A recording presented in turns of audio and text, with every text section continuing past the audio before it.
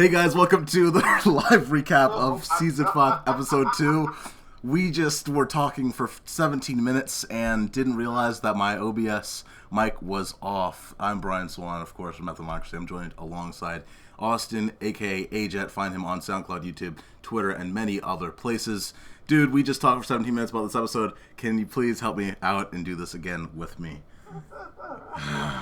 God.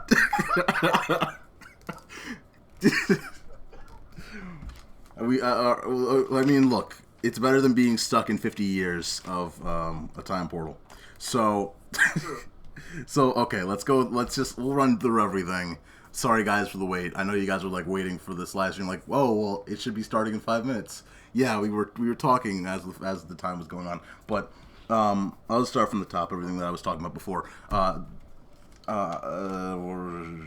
Let's just start from the beginning, right? The first thing that we actually didn't mention at all during this 17-minute conversation that we didn't record was the intro is just the title. I didn't realize that the intro would just be the title, that they would do the whole Samurai Jack intro, bring it back, but the intro seems to be him explaining that, giving us just the general thing that's going on. Stuck 50 years.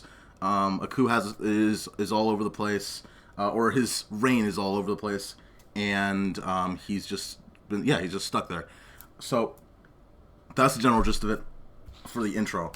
Other than that, though, let's talk about from the top here. I loved the what's going on with Aku segment. Just in the beginning, we jumped to Aku. We had no prior thought that we would jump in and see him as the first thing in episode 2, but this is the first thing we get to see. And not only that, the fact that we came from the first episode that was so dark. And, aside from King Scatman, because he is the best fucking villain of all time. He is the GOAT. But I love that it went from dark and gritty to comedic and Aku just dealing with random bullshit. Exactly. That was just crazy, it was oh, well, we're gonna get dark and gritty. Nope. Let's see Aku talking with his therapist for a couple minutes. The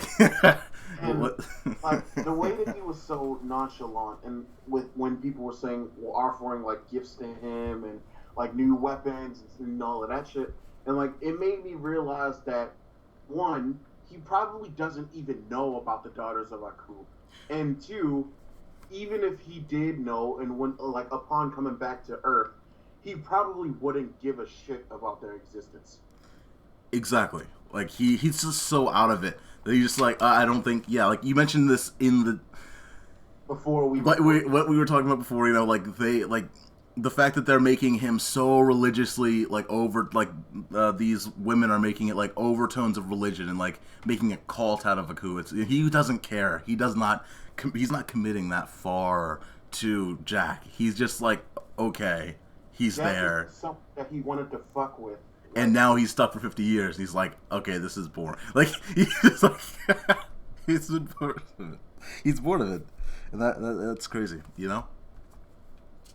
One of the things that I thought was very interesting was the fact that the animation, I mentioned this, of course, in the first episode. I mentioned this in the first 10 minutes that we didn't record. But, the animation is brilliant. I loved every bit of it. There were things that they did to keep this sort of, not dated, but just, we've seen this animation style before. We saw it 2 decades ago, and it looks fresh and new in many of the scenes. There were a couple scenes in particular. There was that slow motion scene where he's running to the temple, and it's just there's so much tension, and it's so well done. And then I just wanted to jump back over to the noir style, close combat scene in the darkness. I thought that was really good too. But see, it reminded me of. What's up? So there was this one movie that came out a while back called The Warrior's Way, and it was I didn't know the name of it at first, but I just knew it as Cowboys versus Ninjas.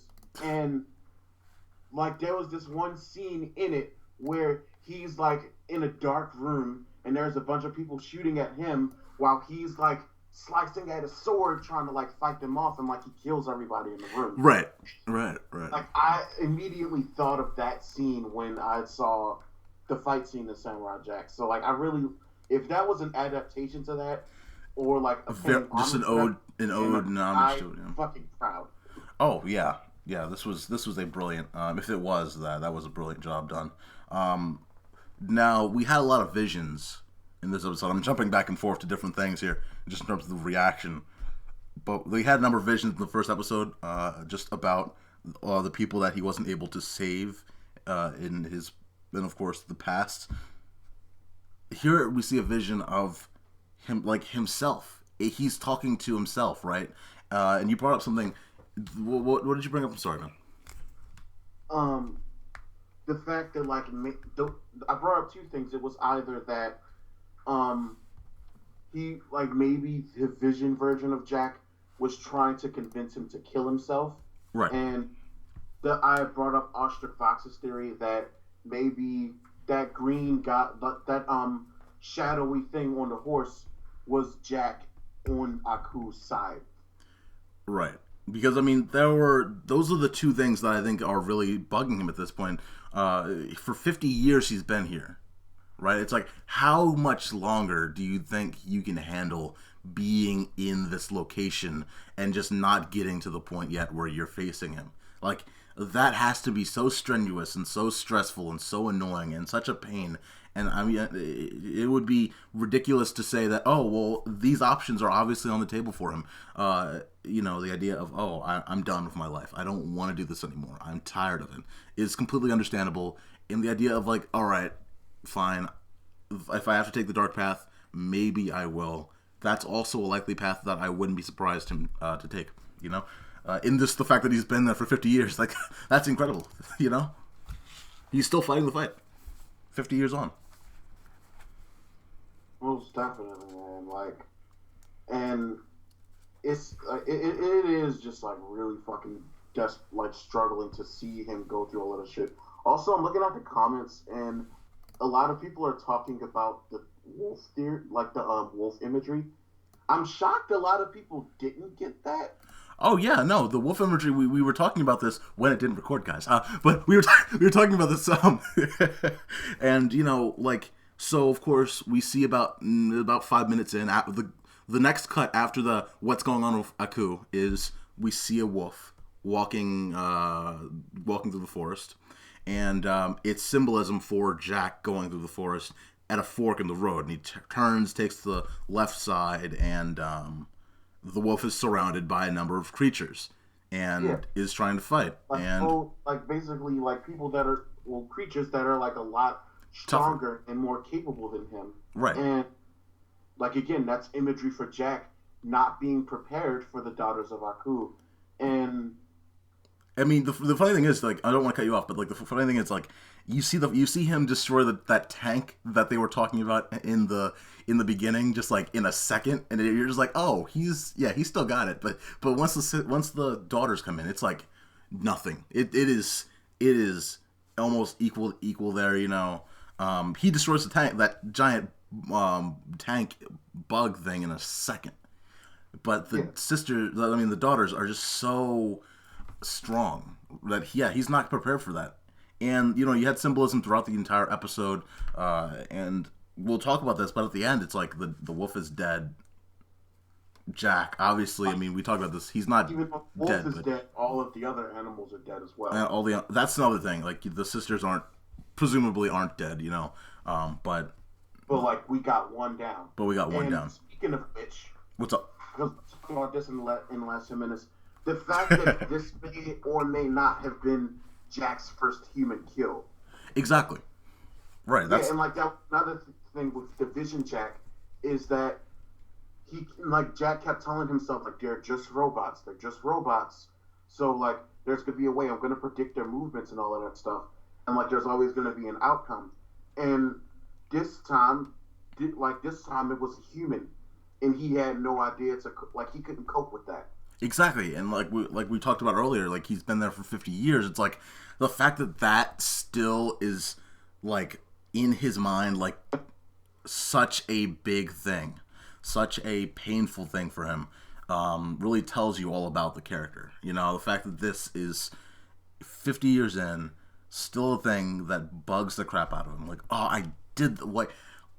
it is just incredible and just tells you a lot about the character 50 years on. And yeah, we find him, of course, going to the temple, or being sort of cornered into going to the temple, if not already trying to go to the temple. And you had mentioned before, there could have been another reason for him going to the temple, but it ends up being that it becomes a manhunt, and it does not end well. Because that scene where he was in the grave, and I'm pretty sure I'm not the only one whose immediate reaction was, "Oh my God, did he get his sword back?" That would have been so awesome if you brought it up, if in the tomb he was had this slowly revealing the sword, that would have. He was clearly holding a sword, and I'm you could tell his eyes were glossy. So it was maybe he was happy that he found the sword, but he's also scared that he's not trying to get caught. But no, it was just a regular sword that broke instantly. Right. Also, we see a lot of close combat scenes. I've brought this up before, but I really just love the close combat, the tension between the daughters and Jack as they're fighting, just the back and forth. You really get a sense, especially when he's being cornered. It was just so tough, and you really feel that in the animation, in the speed of it, and the music. And I don't think I brought this up. I brought this up but I didn't bring it up to you guys in the live stream. The sound design is on a cinematic level. There were scenes where the daughters are walking into the tomb area, and you hear the footsteps, and it's just it feels as realistic as it could be in an animated series. And I think that this thing will be probably the best animated series of the year. But just in terms of that. Like I was saying before, that it's 10. They got 10 episodes to finish this series, to end it all, and to complete it. So the fact that I can already tell that they're pulling out all the stops just from the voice actors, because you got Gray DeLisle, you got Tara Strong, you got Tom Kenny, and you got that one guy that voices every single black character in every cartoon. Yeah. I don't know his name right now. I don't. What I'm talking about. Exactly. They're legitimately pulling out all of the stops for the show. Even getting the original voice of Aku was just holy shit. Yeah. It's that they're not gonna fuck around and give a show like this the Powerpuff Girls treatment. You brought that up. Oh God. The Powerpuff Girls treatment. Oh God. Remember that Jack saw all of this shit was going on Adult Swim, and he was nope, I'm not. All of this shit was going on Cartoon Network. So he was nope. He's reset his contract for Adult Swim. Don't push that up on me. No, don't put that on Cartoon. Yeah, don't push this on. I don't want to be on Cartoon Network. I'll be pushed off of Teen Titans Go. I'll be pushed off. The premiere of Samurai Jack will be pushed off for some more Teen Titans Go. But no, one of the things that I was going to think about, just going in towards the end of the episode, because it's okay, he's going to get away. At least I thought. And he does, but in a really weird way. There's at the end a pretty idealistic image of, is he dead? Obviously he's not, but the way in which he just falls in and he's blood around the dude, this was such a weird cliffhanger to have. Just ends the episode in a what's going on with Jack? Is he okay? Obviously not, but what is going on? Clearly in the fucking in the preview for the next episode, he was already ready to fight again. Yeah. Already recouped and ready. But yeah. One of the things that you did bring up though, and I really thought was a great idea, was because I didn't think about this at all. I thought, man, that was actually you might have spilled the beans on this. You said, no. We were both talking about this. About the 7 daughters. The fact that the idea that since this is the first time he's killed the daughter of Aku, that he's going to be every episode up to until he kills the last one is going to be him killing each daughter of Aku. Right, because now we're down to, if the other sisters were not killed at all, we're down to 6 right now, and there are 7 episodes left. Already sad to say that there's 7 episodes left. That's 8. I'm sorry. 8 episodes. Oh, well then there are 6. There's 2 episodes. That could still work. Like, if there's 6 daughters and 8 episodes, that could still work. But it's so weird. And the last 2 episodes will be about, like... him finally getting there and, you know... Like, we don't know what's going to happen, but... You think they're going to do another cliffhanger to where... You think it's going to be like another... Jack is going to die. Like, that's just my thing. Like, I don't want him to. I love Jack. I love his strife and I love his struggle, but I feel like he's going to die. That's a good... I mean, that... It's going to be an honorable death, but he's going to die. You don't think that...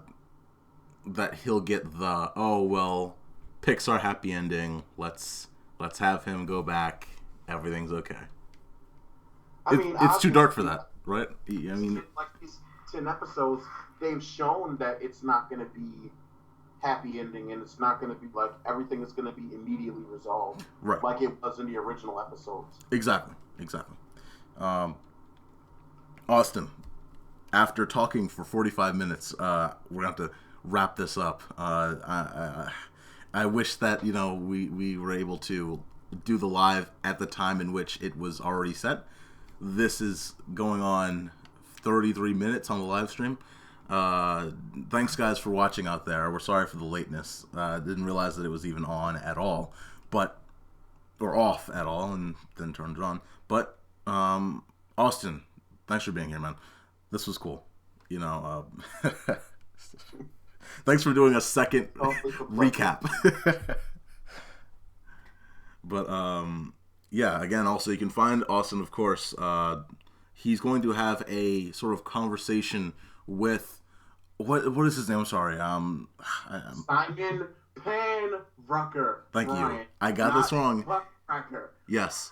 Austin will be having a conversation with Simon Panrucker with on his podcast, the AJETT Conversation. If you guys want to send in your questions by Thursday, let Austin know in a video that I already uploaded a couple days ago. Just go into my video feed, you'll find it. Put your comments in there, and you might have yours read. So, Austin, once again, thank you for being here. I'm going to end this whole thing, finally.